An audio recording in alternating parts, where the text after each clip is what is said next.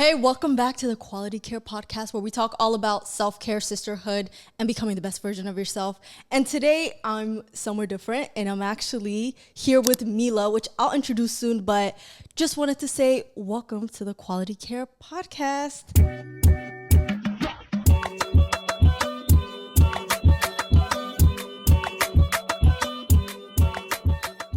Today's episode, we're talking all about first gen because I feel like this topic is both important to me and her. And she has like a platform that talks all about, first generation, like the success, basically highlighting what we do. And so I actually met Mila about a year ago, and I was on her podcast. It's called Firsties. If you see the right there, this is Firsties right there. I'm also holding the. And then about like a couple months ago, we went on a dinner. And when I tell you that's the dinner, I was like, yeah, we're the same person. We're the same person. Like, literally, no I promise. I was like, we have so much in common.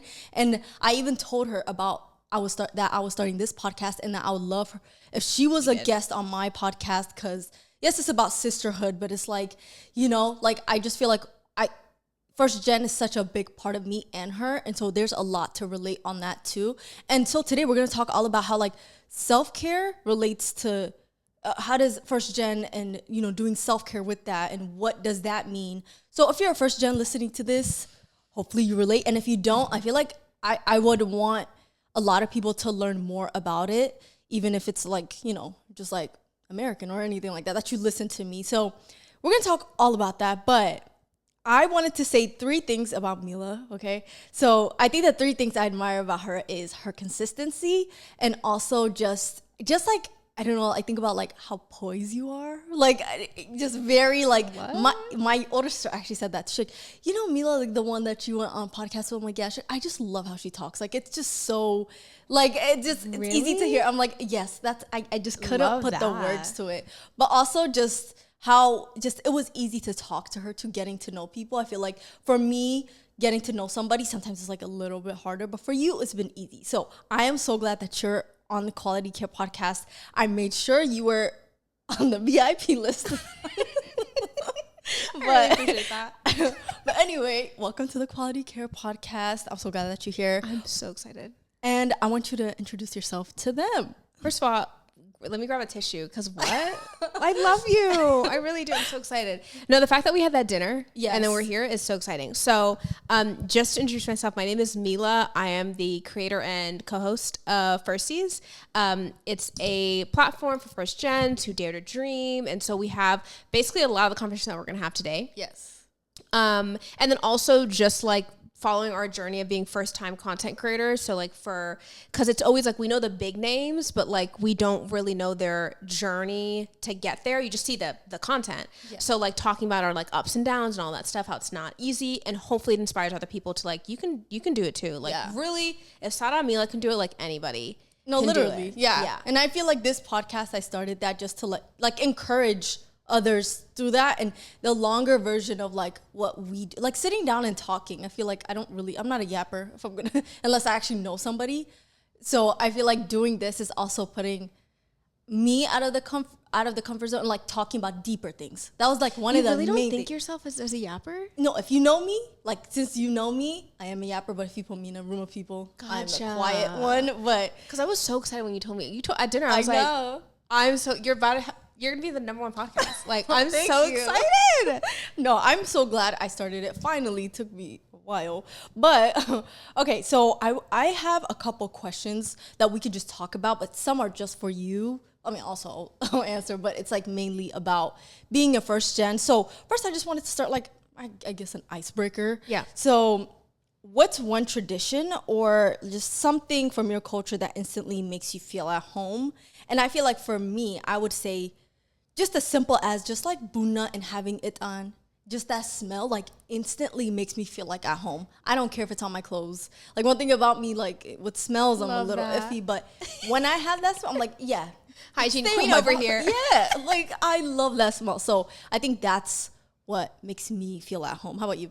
For me, it would just be food. It just is, because I think that distinguishes from. I think that's the one thing in all of our cultures is that, because I can relate to like my Indian friends, my Hispanic friends. Just food, our heritage, our food. Yeah. And specifically with our culture, not to like toot our own horns, but toot. It's a very intimate situation. I mean, we're breaking bed with our hands on one plate usually. Yeah. And it just reminds me of like my mom's cooking, and just like anytime our family gathers, there's a lot of food and drinks. And so I would also say like the smell of shungkut. Yeah. Like it's just like no, literally the onions. I'm just like, I'm home. I'm home. Yeah. And if you don't know, we're both actually Ethiopian. Yes. I don't even. Oh say yeah, that. yeah. There you go. If you can't notice. Yeah. And I actually wanted to ask, like, are you born here? No, I was born in Addis, but I came when I was 3. Wow. Okay. Yeah. So I was born there too. I was born in Addis Ababa. I came here when I was you 8. and Hermela are very similar in that way. Yeah. You guys came like later. Yeah. Yeah. So I feel like I remember a lot of, I mean, not too much, but I was 8. But I remember some core things like from my childhood in Ethiopia, you know? There's some things that like bring me back, whether smell or like music. That throws me back. Like there's still some songs I listen to in my car now, like that whenever I'm like feeling like, I don't know about it, it's like almost like grounding. Like I listen to it and I'm like, I feel grounded. That's how I like, feel about wedding music. Like Ethiopian wedding music, I'm just like, that's, because at 6 years old, I was at a wedding till 2 Yeah. a.m. and I just heard the song. No, literally. Like those are the things like I love my culture. I feel like I don't show it as much on like my content, but it is a big part of me. I feel like, you know? So I just feel like whether it's like listening to music or like having, when together, now that's a combo. Like with the music and like that will heal me for the Oh, I love that.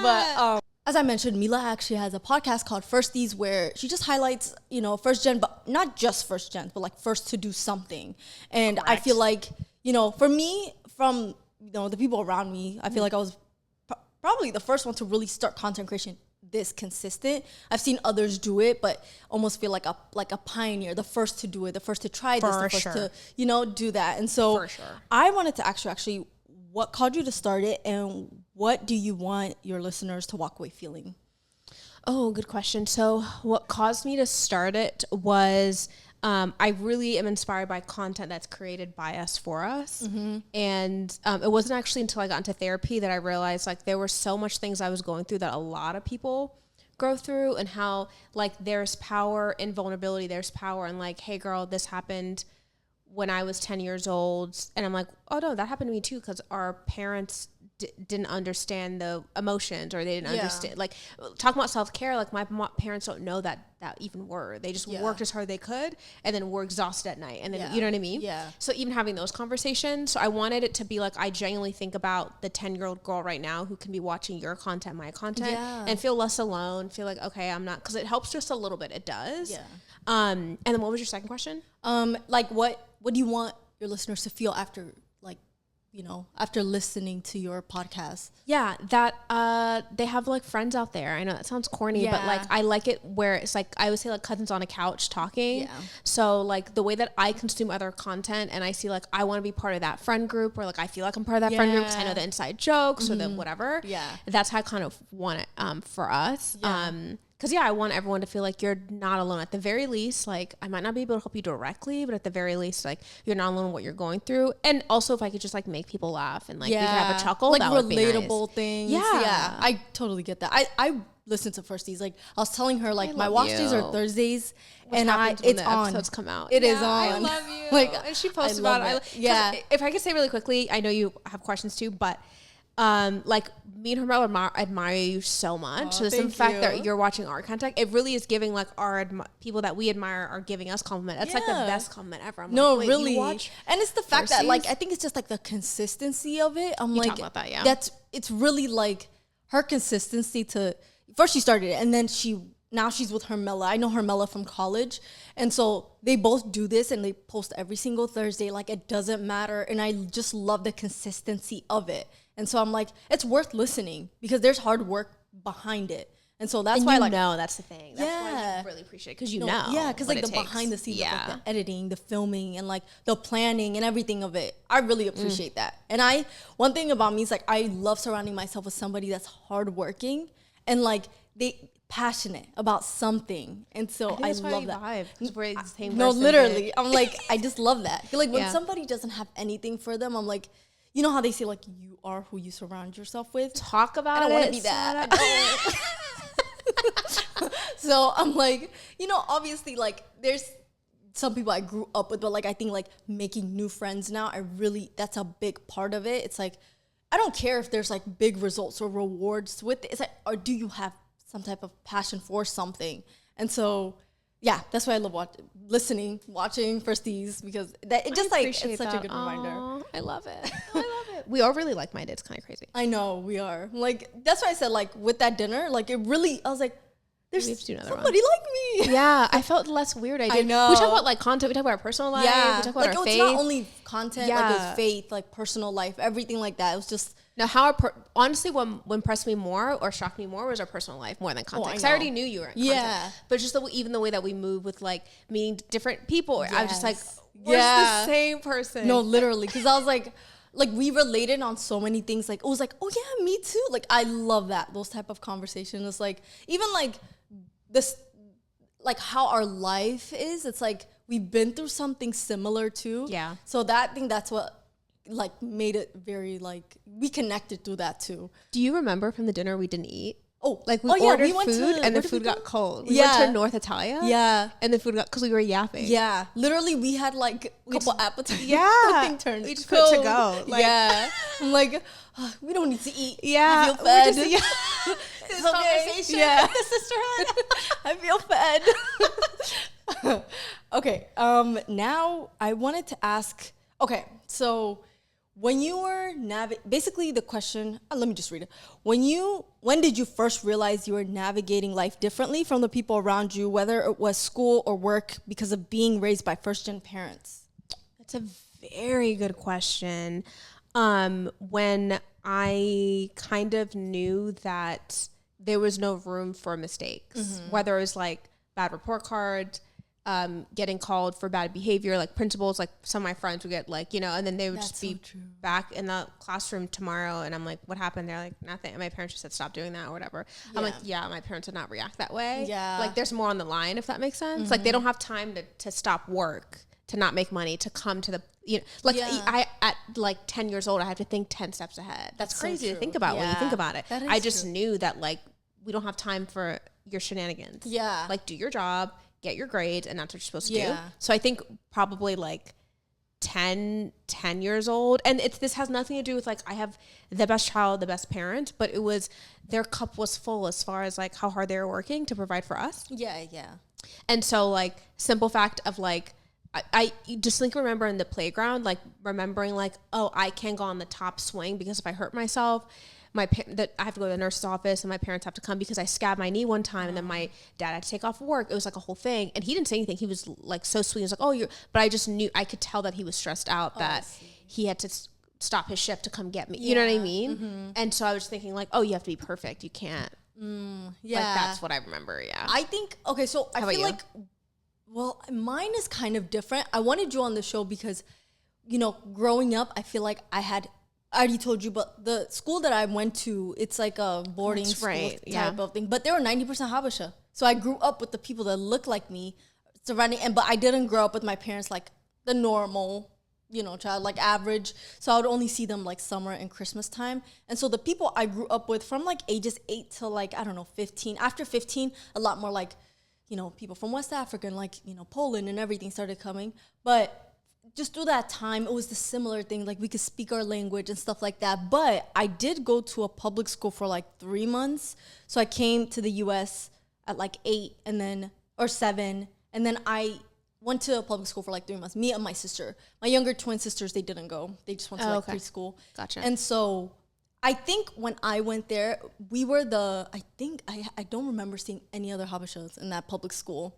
And when I realized, it's like, you know, the lunches my mom would send us with, it's like, oh, like, you know, everybody thinks it's weird. And so I think that's when I realized, wait, it's different. Like, you know, different. Yeah. And then also, I was also thinking about comments that these kids would make, you know. Obviously, I didn't know English. I barely knew English going there. Yeah. But also seeing my parents, like, working, both of them had 2 jobs. And it's like the other people's parents, maybe the mom is like a stay-at-home mom. And the dad is working something like one huge job that gets both of them covered. So I saw my parents like working so hard that they couldn't even like stay and like babysit us. It was like us at the ripe age of 9 babysitting 2-year-olds. Wow. And like making sure You're they're a good. mother. Yeah, I was You're a a mother. No, literally.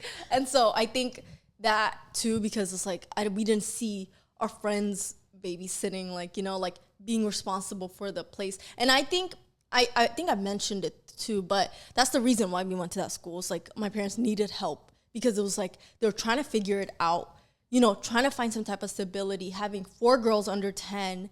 And so it's like, you know, so when they sent us there, I kind of felt comforted because it's like most of the people at that school had the same reason as us. They were born in Ethiopia. Like, we grew up the same. So I think I wanted to see more of like, you know, for you, because I know you went to like public school, and I would say like most of my friends, they are Habesha. Like, we were literally the same.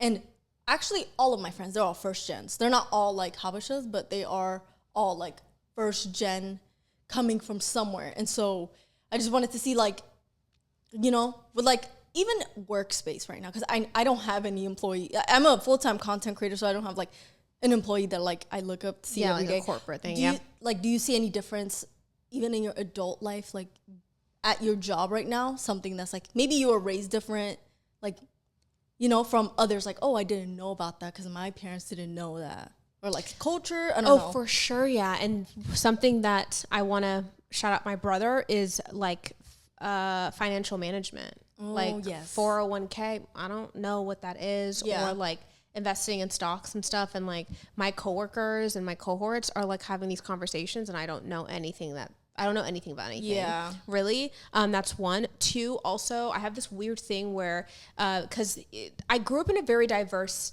school, but like Dave Chappelle has a funny joke, but he says like my parents did just enough so I could grow up broke around white people. Like I was in a great neighborhood, great house, but it was always like, I just felt othered sometimes. Yeah. You know what I mean? Yeah. I don't know if I allowed that on myself or someone else told me that. But it was a lot of other minority kids. But we lived in Northern Virginia, which is like not the cheapest. You know what I mean? So my parents worked very hard to get us where we are. One thing with work specifically, so now I work in a corporate, like my day job is more corporate, and then I have my Firsties, of course, but I am one of the few Black and / brown people in the room. Yeah. And I have this weird thing where like I have to represent Ethiopian people, which is not appropriate. You know what I mean? Like I can't put the whole country on my back. Yeah. But like, I just know like that certain person will never interact with another Ethiopian person willingly. Yeah. Willingly. So I should represent myself appropriately. And then also there's sometimes like a shock with my inflection, my vocabulary, my willingness to speak with the higher ups, that then I get a little bit more praise, but I'm like, but you wouldn't really praise someone else who doesn't look like me. So why am I, you know what I mean? Like just treat me like everyone else. It took me a while to figure that out though. Okay. Like it wasn't until like year 2, 3 being at a company where I'm like, oh yeah, like, well, I always in my head, I'm like, well, what'd you expect? You know what I mean? Like that. That's the only thing I've seen different in my like day job.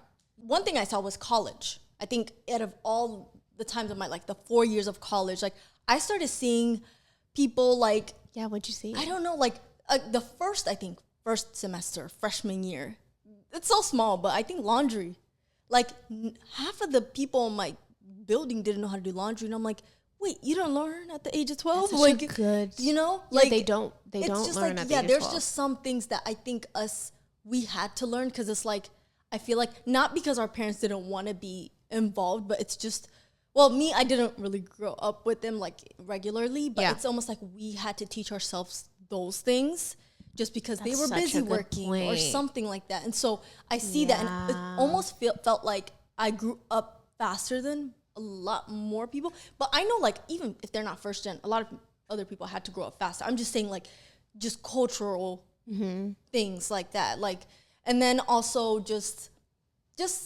some things like, what else? Like, don't invite yourself to other, you know, like, certain gotcha, like know, things like, that weren't you don't said, but invite you yourself. understood. Yeah, you understood like it. it was just like understood. Like I Unspoken didn't know rule. I knew that, you know. But I would also say the school had a big impact too, because it's like we kind of had to be on ourselves, like, you know, like not ourselves, but we would learn from each other.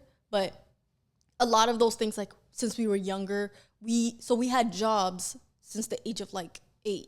Like every semester, everyone had jobs, like except if you were like toddler age. But like I remember having like vacuuming the hall in the morning. You have to get that done. A lot of responsibilities and like those type of structures. So I would say like, yes, it is my culture, like my parents did teach me, but the school also had a big impact. So I would say like both, but I think that's what shocked me in college. It's like I felt like I knew how to be independent, and I didn't know I could be that independent. Yeah. I moved all the way to New Mexico by myself, and I was okay. I'm like, I really did that. Yeah. But you didn't realize you already had that skill. Yeah. Like laundry is such a good one. Like, you learn laundry that at was like the a one very that young I was age. just like shocked. I was like, okay, I guess not everyone knows that, you know? But, okay, speaking of That's so interesting. Speaking of laundry, actually. Okay, so how can self-care and being a first gen go together? Like, I think about that and I'm like, okay, yes, boundaries, but how could we like elaborate? Yeah. First, I want to shout out all the first gens out there who actually like implement self-care in their life, because it's like I admired my mom that like the moment she laid in bed that she had nothing else to give. Like I admire that. Like she came home exhausted. She gave everything. She had multiple jobs. She had 3 kids under her. You know, she had and I didn't learn through therapy that like you don't need to be exhausted to like know that you did enough today. Yes. Which is a big thing. So shout out to those first gens who are like going to therapy, self-care, like they know self-care. Yeah. You know, and don't feel guilty about it or whatever. Because that's, you just learn it from your parents. Yeah. And I've been seeing a lot more people like you're right, like going to therapy, but also like removing themselves from like maybe the house, not because they hate the family, but it's like almost like you need space. You do. Yeah, grow, like you do. You really do. You need your own space, and There's that's why only so honestly, much growth that can happen there. Yeah. Yeah, I think that's why I got a studio, because it was like, yes, I still love living at home with my sisters, but I needed a space to just think without. And your audience might already know this, but you do all of your content in the studio. Yes, like you never film at home. Yeah, sometimes like in my vanity, but like I'll be like getting ready. Gotcha. But I just felt like that opened, like I have made so much more content just in that small space. You just need your space. Yeah, and like I don't even, sometimes I sleep there if I want to, but I'm there to get my content out. I feel so much more creative. You're so right. Yeah. And it's like, even if you're not first gen and then you're like the oldest, I know a lot of people say like, shout out to y'all for raising us. Yeah, literally. I'm like, the oldest go through so much. I'm a middle child, but sometimes I feel like the oldest too. Sometimes I feel like you're the oldest too. No, a lot of people say that. I'm like, I'm actually not the oldest. Yeah, seriously. But, so like being like the oldest, like even if I always tell this to others, but it's like, even if you feel so overwhelmed, I think having a space or even a corner, like even if you're not able to leave the actual house, closet, something to like really have your own space is such a big part of that boundary. Because I feel like sometimes with our culture, you know, love it, but sometimes they get too involved, or like they don't really care about, they're like, give it to me, give me more, give me more. No consideration at all. And like no boundaries, don't even know what that is. Your cup is empty. What are you pouring? Like, yes. And that's something I had to prioritize too. Like the past couple of years, it's like, you can't, people say this, but you can't pour from an empty cup. And I did that for a little bit and I felt the burnout. And I'm like, you know, I had this small break of, you know, college. But I think after college is when I fully stayed at home. When I fully was all months of the year, every single season I was at home. Yeah. Basically my whole life. Since I don't remember before 8. But since I went to that school, I only saw my parents in the summer and winter. So now I got to see them as fully like the whole year, not just summer and winter when they're excited to see us, you know? Yeah, so the transition for you. Yeah, so I think I had to create boundaries because I was literally about to go crazy. No. But yeah, I think in that way, boundaries is such, like removing yourself even for a little bit and then coming back, I would say it's a big thing for first gens. Yeah. Because sometimes, as I mentioned, sometimes they just don't know boundaries. But, you know, they just want to be in your business. Yeah. And I would even say also for first gens, like starting out, like I also think the first, even like tuning out the noise of like the little comments maybe our aunties or uncles or parents do, like that's also self-care. It's not just like, I feel like people think self-care is just like, and like a face mask. Yeah. And it's like, no, there's also self-care of your mind as well. And like trying your best to not allow it to penetrate in. Cause I really had to work on that. Like at some point you say a comment to me that I didn't ask for, whether it's like how I look, my weight, which is a big thing in our culture, what I'm posting on social media, and I would buckle. And I'm like, why am I allowed? Like, it's actually on me to be like, it's like, if you're posting out what you're proud about, and you're carrying yourself a certain way, then why do you care about, you know, that's like, what I'm saying. like aunties and uncles, they're gonna, whether you ask or not, you're gonna get a call, and then it's like, wait, what? You know what I mean? There has to be a time that we have to like almost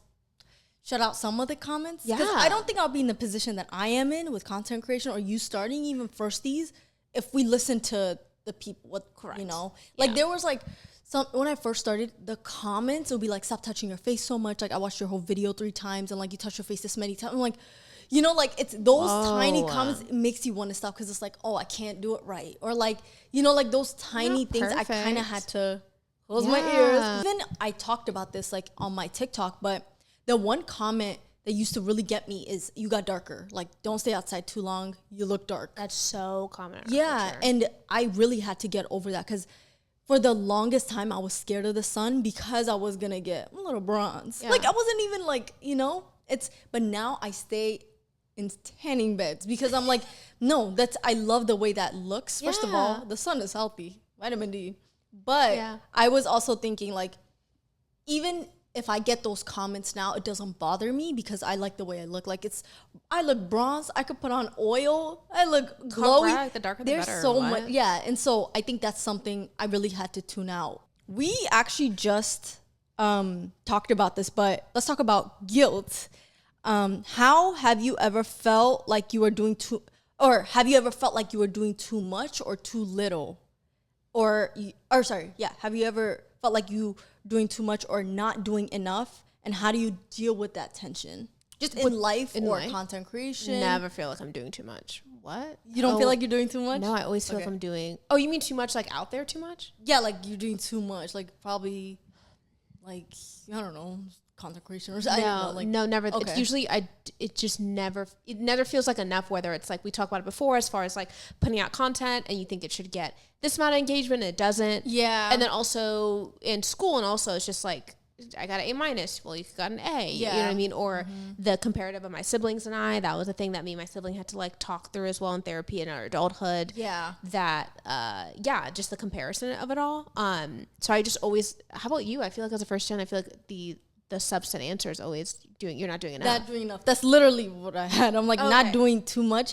Because like, you know, something I've been working with the Lord is timelines. So I feel like it's always been chasing. Like I had a plan when I was 26 and then what I'm going to do when I'm 28. And it's like, you know, when those things don't work, obviously the will of God is like most important to me now.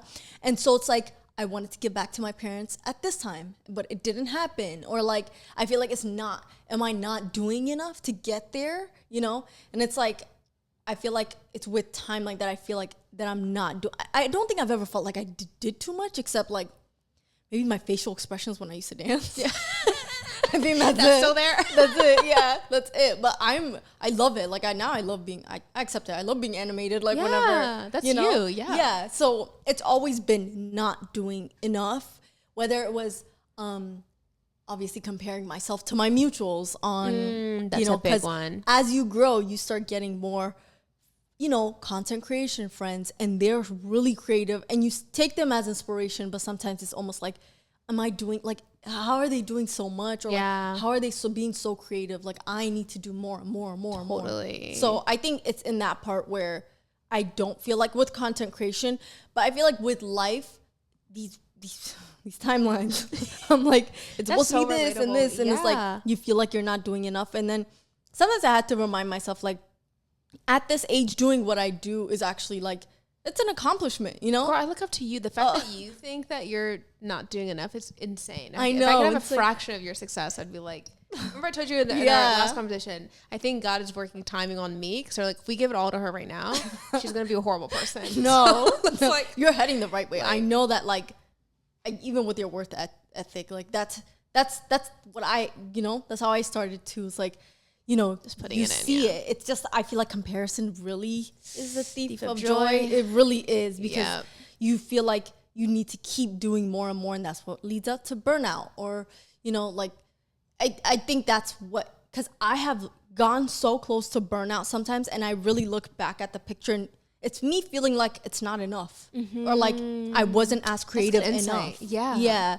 And it's like, even when my family, my sisters encourage me, I don't know, something in the back of my head just says that, and then I just have to remind myself, like, it's because I'm comparing myself. Like, those times, if I really reflect and journal, I start naming others, and I'm like, where did this come from? It's like, Sarah, what are you talking about? Like, you know, and so, yeah. Do you think we learned that from our parents? Maybe, because it's like a lot of comparisons in our culture. It's like, look at her. Look at this cousin. Look at this cousin. auntie, Look at this person is and doing also, this. like, did you ever see your parents, like, enjoy the fruits of their labor? I don't think, or like they got the milestone. All right, now let's move on to this. Let's That's so true. I never saw my parents be like, wow, we really did all this. Like, it was just like, let's go. That's so true. Right. So I think it's a skilled. We're children of our immigrant parents. Like, that's just what it is. That's so true. And there's one pastor said this: whatever you don't change, you become, or something. It's a different wording, but if you don't change what your parents don't do, you're transform choosing or whatever. To that. So I think, like, us as first gens, and like just seeing that, it is part of self-care. Honestly, it really, whether like is literally half of my journal prompt is stuff like this. It's like, what can I unlearn? What did I believe for 26 years that I can change, or that's still like messing me up and stuff like that. Because me and my sister were actually talking about this, like, in the car a couple days ago, and it's like, why do we always feel like we're in a hurry?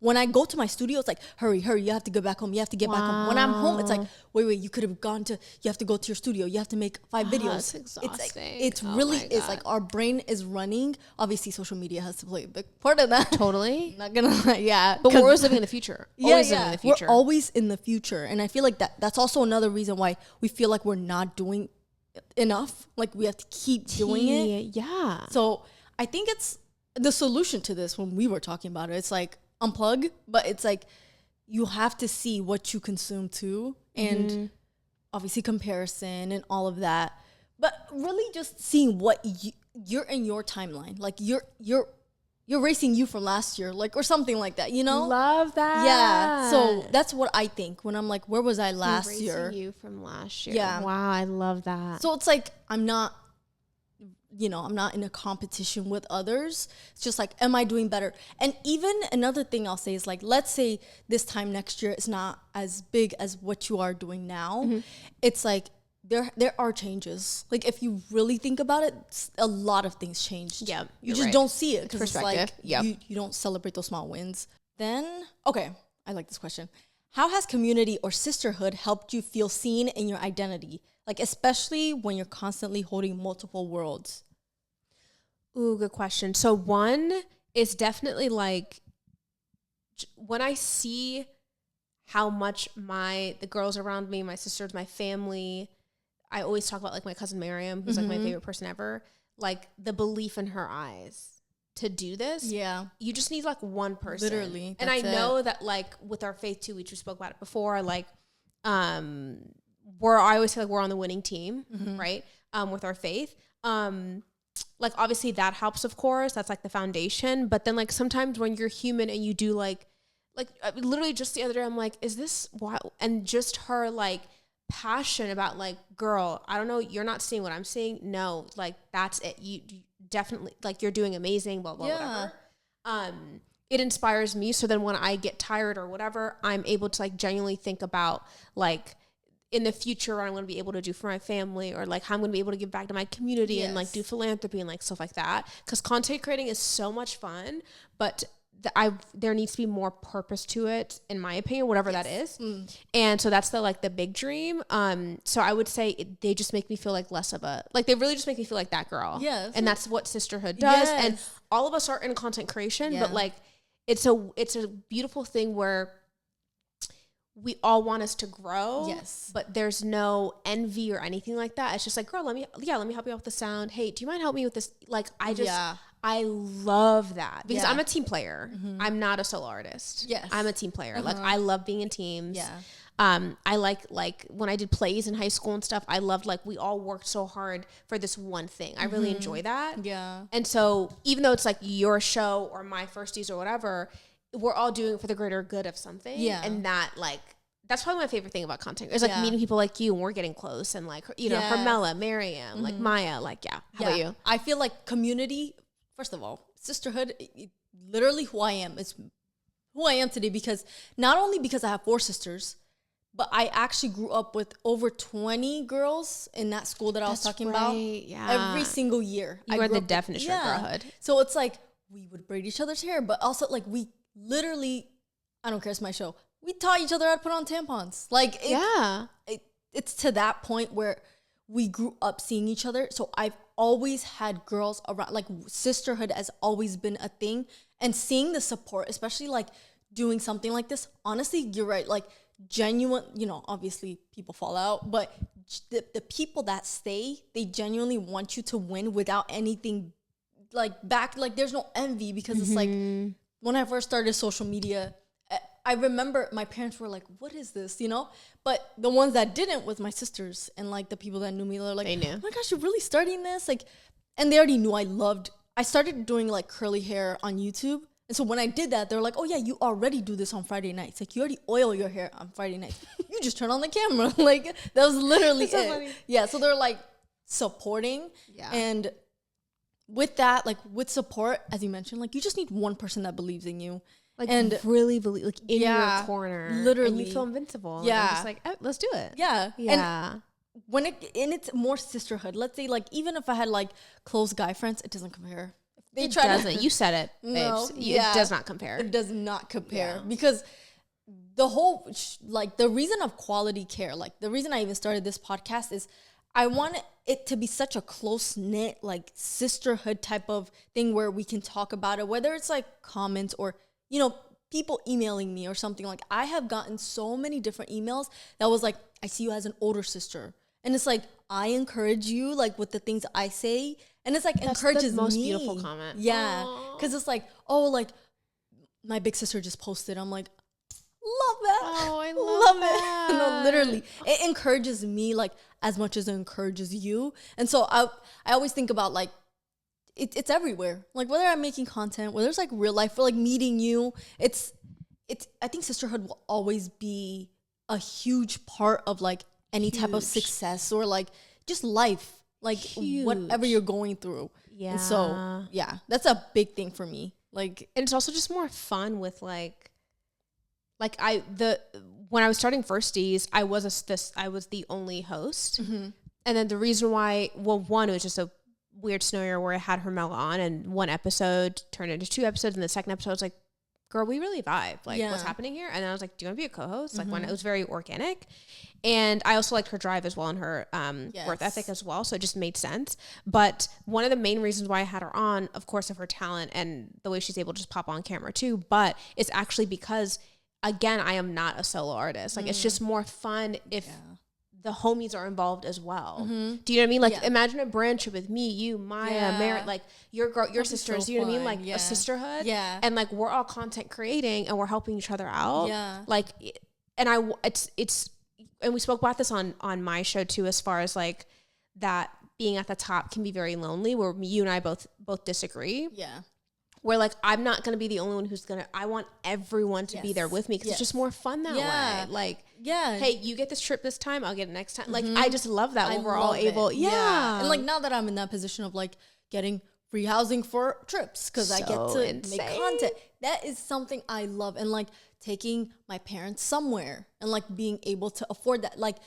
Even like, but the thing is like, I love it. And like the amount of girls trips, like the past couple of years that I went to, and it's like, I had a big part in it because of like content creation or something that brought us together, and taking these girls trips has literally been stuff I've been daydreaming about. It wasn't even possible without you. Yeah. No, like literally without God. Yeah. Amen. Amen. Yeah. But yeah, like my work ethic to like really, you know, it was worth it all. That everything that I've been doing, like if I could talk to like 2020 Sada, it's like keep going because you'll be able to gather so many people because of the hard work that you're doing. Like you can't see it right now. You can't see the reward. just wait a couple years and it will start rolling. Went to a trip and you're like looking at a nice view and you're like, I wish somebody was like right beside me. Yeah. I get that all the time. And so I remember saying to myself, like, no, like I want my sisters to enjoy this. Like I want all these girls that I grew up with, like girlfriends and everything, to enjoy it with me. And not like now that I'm able to do that, it's like, it's thank insane. you, Lord. God is so good. Yeah. He It is. really is a blessing to be a blessing to others. Yeah. No, really. Yeah. And just to be a vessel for him, and he Yeah. just like blesses others. Yeah. I've had a recent situation that way where, on a trip to New York, I was able to cover the expenses for my cousin Mila and people with us. And it was like, they were so grateful and stuff, but it was just like, oh, I'm living my dream literally right now. Yeah. Like I'm actually living in my answered prayers, Yes. and how a blessing that, or Yeah. taking my mom or my sister, I'm just like, yeah, that's No, kinda literally. nice. And I always think about it. It's like sisterhood will always be part of our lives. Like even when we're like, have our own families, like, you know, having the husband, everything. There's always going to be a time where it's like, the sisterhood is what's going to ground the you. Like girls. the girls, like just having sleepover, like whatever it is, like it will always be there for the rest of our lives. It's not like once we start family and get married, it's going to be cut off. Like it's not, it's just always going to be around us. So that's why I love it. And like, it really affects every part of our life. Doesn't it? Yeah. When you really think about it? Yeah. Like I'm nothing without the women in my life. No, literally. Like the women in my life. Yeah. As we were talking about, like, you know, younger self and stuff like that. Oh, actually, no. I wanted to talk about this before. Okay, so immigration is like such a charged and emotional topic right now with everything going on. So, like, when you see everything that's happening right now in the world, like, what would you want others to understand about this experience as if they're not first gens? So I know a lot of people like see what's happening, but it's like we have seen our parents go through these things and like the hardship, not just like language barrier, but like just everything that's going. I just want others to understand that are not first gen. So what would you say? Like, I know your parents are business owners, and I think, you know, we could talk on both, you know, topics of that, because like I feel like us as first gens, we've had it easier than our parents. For sure. But I want others to really understand like what they kind of had to go through. Yeah. So I just want you to talk about that. I think what I would say to the non-first gens is that we're quite literally more similar than you think, as far as what we're all, I put in air quotes, like fighting for is a better quality of life for ourselves and our children. That might look differently for every single person, but like, yeah, the simple fact that I don't have certain, my parents always said like, we work so hard so you didn't start from zero, right? Like like everything was taken care of for the most part. I went to college. I had everything that I needed. I never was afraid of where my next meal was coming from. I always had a consistent bed for myself. Like, yeah, all the blessings. So I would say for people who don't really understand first gens, I would say, we're more similar than you think, right? As far as what we want in life. Like we want all of our kids to be safe. We want all of our kids to go to the best schools. We want all of our kids to be something in life, whether it's just a kind human being, right? And then specifically for me, like when you were asking that question, I was just thinking of how growing up, I would see certain situations where I would step in as a kid because my parents were treated a certain way or judged a certain way because of their accent, or how slowly they would speak, or how slowly they would read a question from a form or something like that. And even now I probably can get angry right now, even just thinking about those moments. So understanding that just because someone is not from here, it does not invalidate their dreams, their intelligence, how they are as a person. And I would just say I would be eager to do stats to see who in this country is providing the best healthcare, providing the services in this country that are the most in the hierarchy of the safety and the sanity of our world, how important it is. And I say that to say because like truly we are leading first gens, are leading in very important roles in our society. But it's just interesting how then we're not treated to a certain standard, which is just like wild to me. Right? But that's our childhood. Like I just saw that with my parents and I'm sure you. How about you? Literally. For me, I would say like, for the ones that are not first gen to understand, like I feel like to think about my parents, they had to start all over again. That means figuring out insurance for all of us, figuring out like how to pay this rent and like with, mind you, I was 8, and yes, I did help, like, once I really learned English, but it was like they had to figure all of this out. And I think about it, and it's like, you know, right now they're not perfect at English. So imagine 2008, like this, you know, figure it out. and also like for my parents, 2008, the whole economy thing. So they're also trying to juggle all of this with 4 girls. So I think about how much extra steps they had to take. And then I saw this thing, like, it was like, I don't know if it was a quote or video, but, you know, first gens, they don't have that extra step, especially coming to the US. So like me, I came with my family. So would you call that first gen? Yeah, I am first gen. You're first gen, yeah.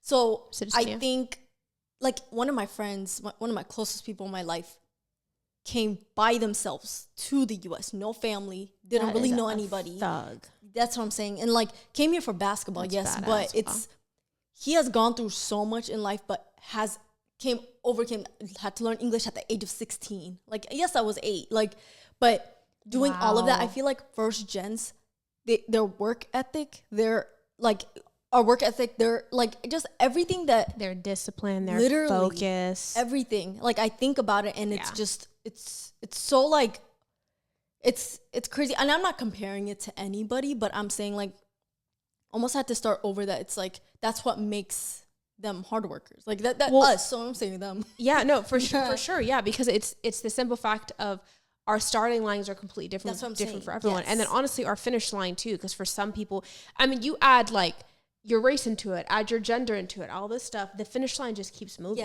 Yes. So that's why it's so much, I honestly, it's not just because I am a first gen and I come from first gens, but, or my family is, but, it's just more like I really do admire. It's like when Issa Rae said, like, I'm rooting for anyone Black. Yes. Like, it's just because I just know their starting point. I don't know their story, but I know their story. Yes. Do you know what I mean? Mm-hmm. So, and not to like, because I also know that there's this weird, like, more celebration for someone who, knowing where they started versed on their counterparts. Mm-hmm.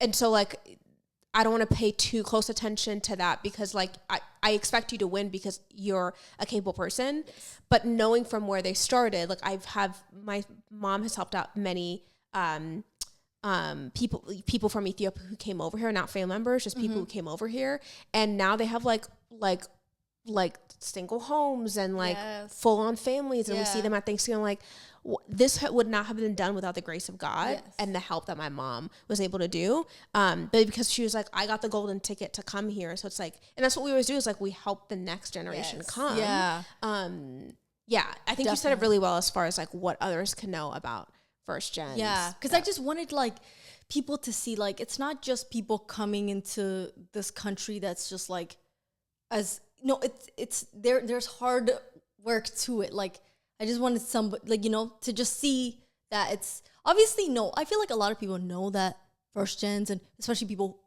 like that left their families at their country, left what they know to come to a different country for a better life. Like they know they're hard workers because they have to do it. Like, you know, do it like to survive here. But I just feel like us as first gens, so like our parents, you know, now that we are becoming more successful and like, you know, making them proud in that way, I wanted to switch the question to, you know, when we have kids and when we, you know, we raise our kids and stuff like that, I feel like how can we as first gens like let the second gens like still, you know, have these and like instill these characteristics of like whether it's hard work or, you know, just culture, honestly. Yeah. But that's, that's the tough thing I always commend almost parents is like, how do you, because our job is to do better than our parents. Yeah. They work this hard so that their grandkids can be, you know what I mean? Like even more comfortable. Yeah. But then you also don't want to raise entitled like pricks. Yeah. Do you know what I mean? Like, and also they should know their culture and where they came from. Because I do think there's part of it with our culture though also where the old generation, they like, tell us without telling us like you're the golden ticket, and that's a lot of pressure to put on an 8-year-old. Let's be real. Mm-hmm. So like I obviously want to tell my kids like, hey, this is not how it's supposed to be. This is from the grace of God and also worth ethic, but you're so deserving of these amazing things that your parents could give you, which is myself and my husband. Because like I want them to know that, like, I always want my kids to know that, like, I owe everything to them. They don't know anything to me.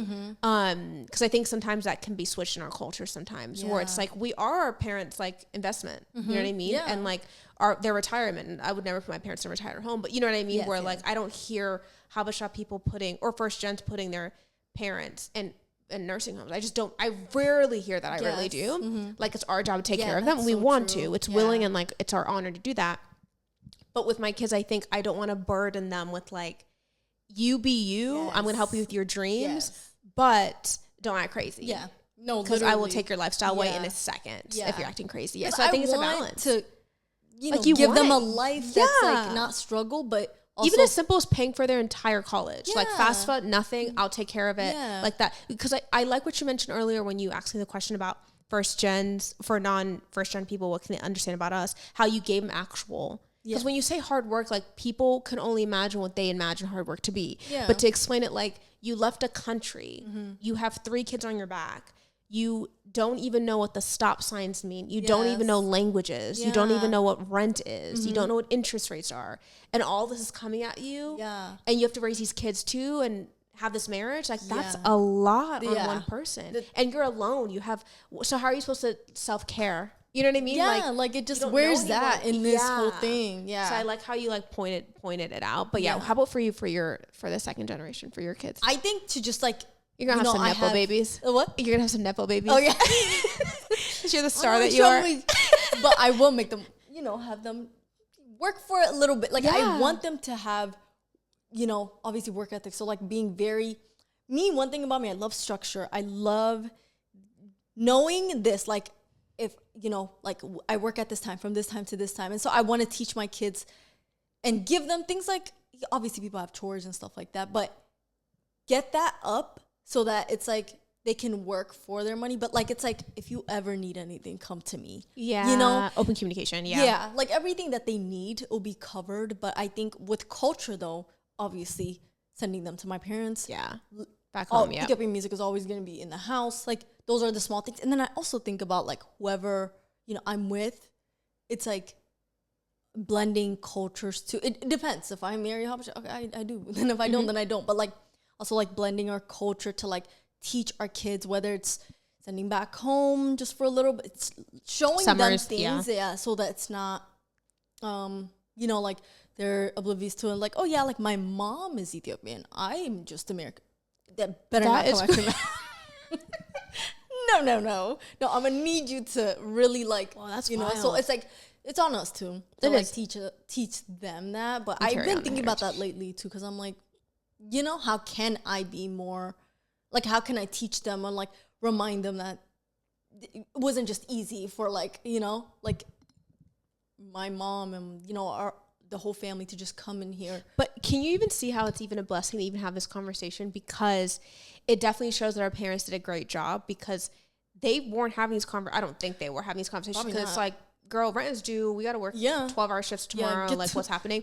It was just really about like, are they fed? Do they are they safe? And that's it. Like, a lot of the raising that my parents did was from their behavior, not like that. You don't want, be nice. You don't. It wasn't that. It was just, don't get in trouble or you're gonna get grounded or whatever. So I was like, oh, okay, don't be rude or mean or anything in school.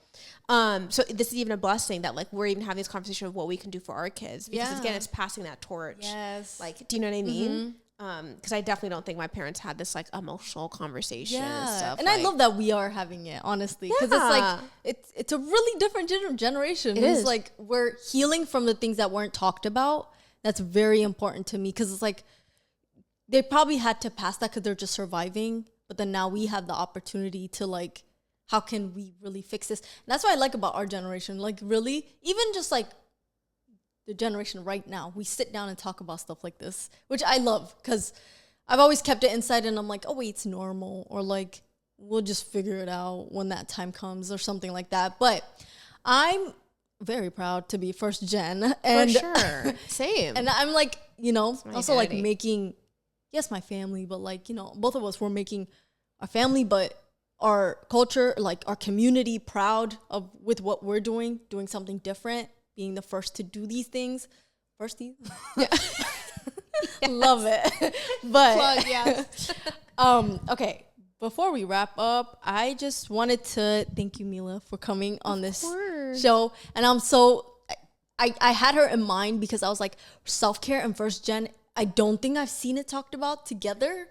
But just talking about something like this, like, it's definitely, I love having a space like this to talk about it. And I've been on Firsties a couple of times, and I really felt that. When I was on it, I'm like, wait, like creatives, first gen? Right now, you're blowing my mind No, right literally, like, I love it. So I'm so glad that you came. Of course. Thank you so much, truly. No, again, every time you say this, it blows my mind because we're fans of you. So it's like, I've been seeing you for a while, and then having you on the show.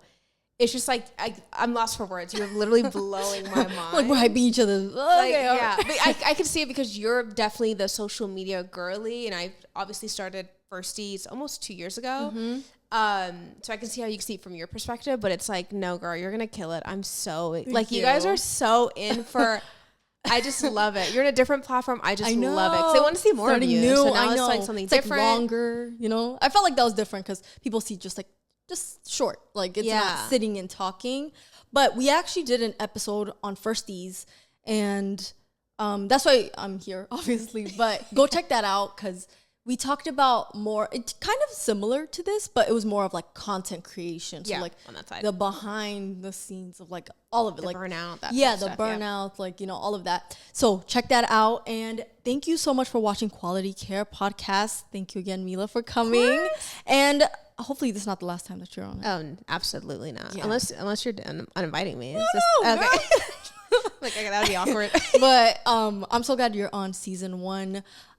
I'm honored. Quality Care. I know. I'm honored. But thank you so much for watching Quality Care, and bye. I was about to say come again. Wrong show. See you again in 2 weeks.